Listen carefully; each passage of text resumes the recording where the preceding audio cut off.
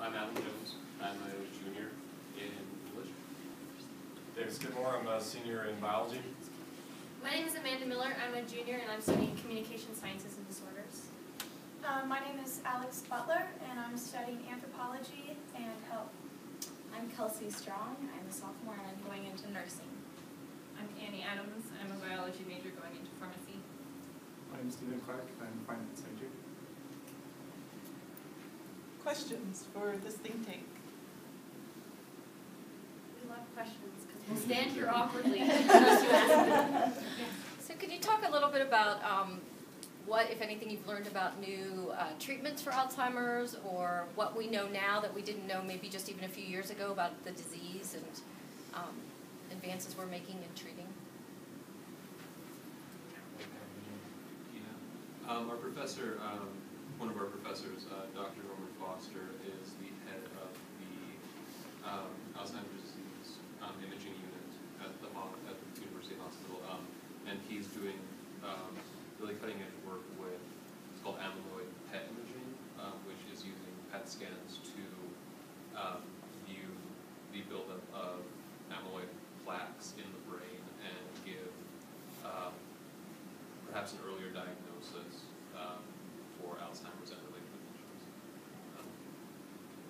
So is it mostly genetic, or do we have a clear genetic time, like environmental interaction, which most diseases have? Not really. There's one type of dementia that we've studied called early onset Alzheimer's disease, which is tied to genetics clearly, but every other kind of dementia, there's no understanding whether or not it's a genetic connection or whether it's just environmental. There's a number of different factors that can come into play depending on the type of dementia and just like the individual as well. It's really a case-to-case basis. The only risk factor that they've really identified is age. Age is the one primary risk factor. Don't get old. Yeah. If only. So I would be go ahead.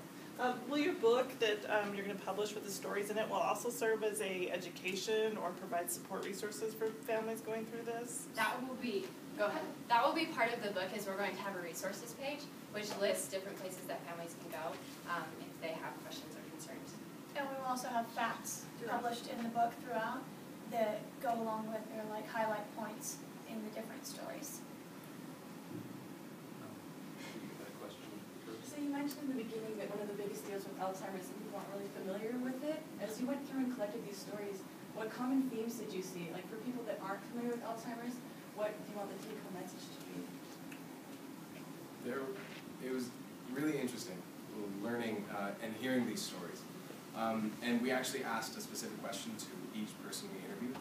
What do you want the world to know most about Alzheimer's disease and related dementias? And we received a number of different answers. The one that hit home most for me was a woman said, "I just want my neighbors to know it's okay to say hi to me."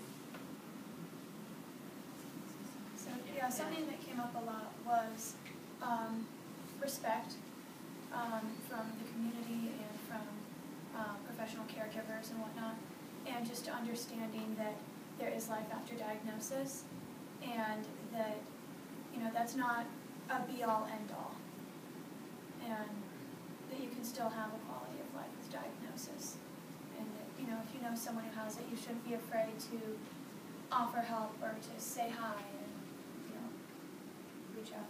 I think another thing that I gained from it was asking for help and finding those resources before disaster strikes, because a lot of the time people wait until that one crisis moment to get help, when really it would be better to be prepared. Yeah, what was the most challenging aspect of the think tank for you folks? I think the most challenging part was finding people who were willing to share their stories with us. Once we got going, it was like, yeah, I mean, everyone wanted to share, and we found so many different resources, but originally, like the first 2 or 3 weeks when we were searching, it was just like, we couldn't find anyone.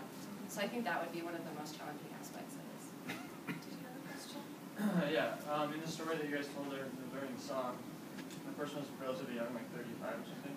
What is the average age for onset of a dementia, and how long is the average life expectancy after that?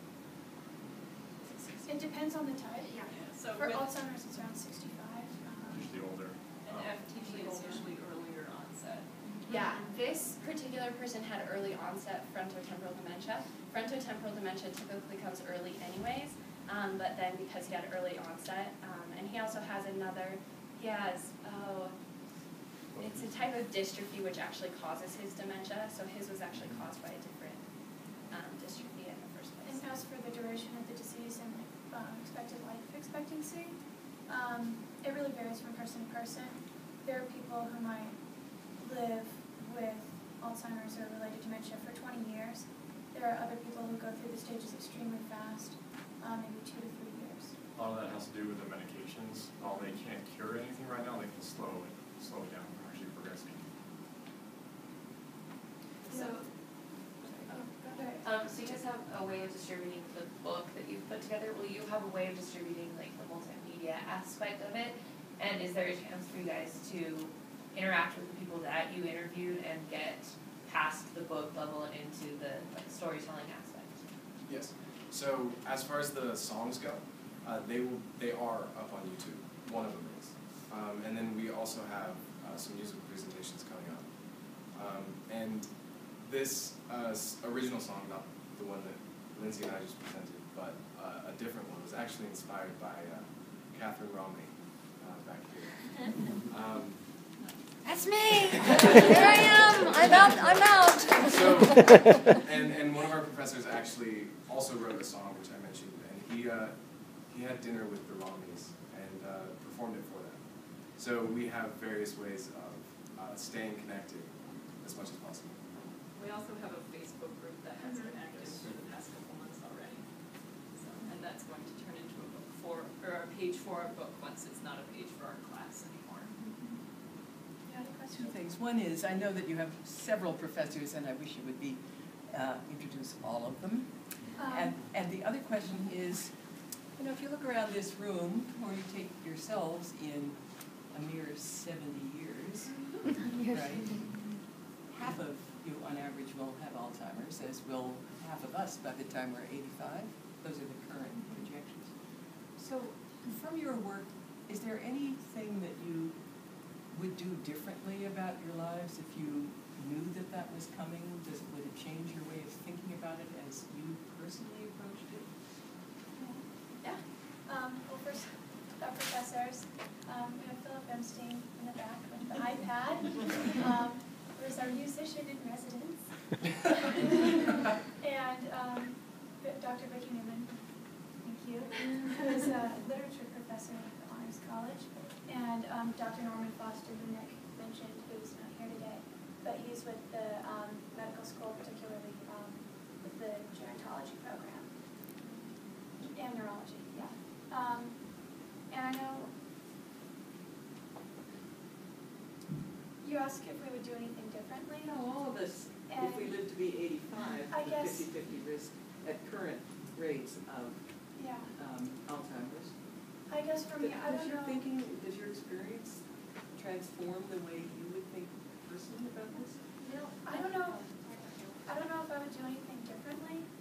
Honestly, what's in my experience with conducting my interviews, what struck me the most is how strong the love is, and how much love is in people's hearts for, when they're caring for each other, when they're helping each other. That, so many people think it's such a terrible disease. That's awful. That's got to be the worst scenario in the world. And sometimes I'll find myself, leaving an interview going, wow, I want what they have. Not the disease, but the connection. And that, it's kind of that one of the women I interviewed said that it really made her, caring for her husband made her really simplify her life. And she realized what was really important in her life, and that it wasn't very much. It was her family, her spirituality, and her love. So, would I do anything differently? I don't know. I don't think so. I I have an answer to that question, if I may.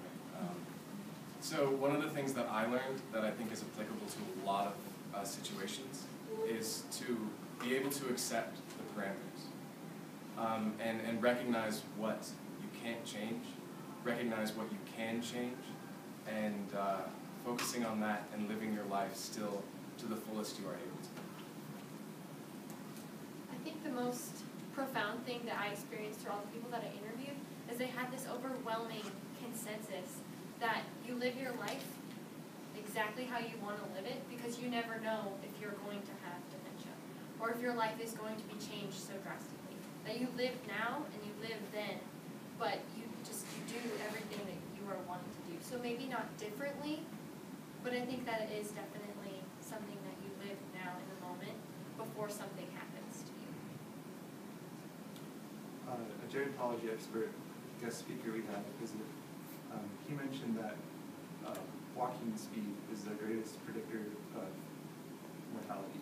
And so that was an interesting insight for me, because like as I age, I want to be healthy, eat healthy, stay active, so I can be physically healthy longer. So how do you control your walking speed? You walk faster? Just be more active.